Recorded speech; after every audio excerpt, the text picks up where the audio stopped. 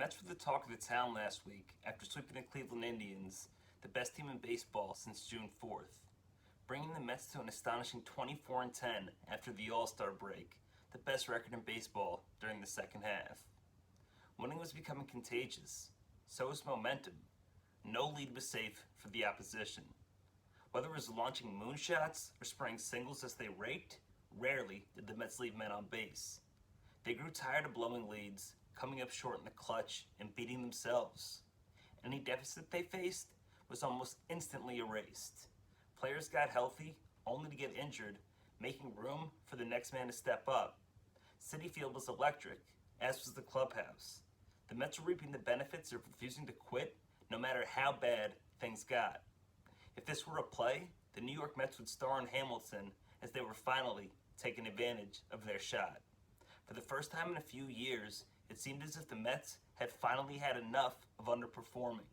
General Manager Brodie Van Wagenen rewarded his ball club by holding on to Noah Syndergaard and Zach Wheeler at the deadline while adding pitcher Marcus Stroman.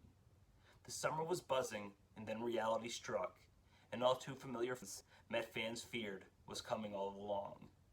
Self-fulfilling prophecies are powerful. The Mets take it to a new level. If there's a grave to be dug, just hand them a shovel. Leads, suddenly, are no longer safe for the Mets. If they score a run, one, not multiple, it's erased the moment the opposition gets on base.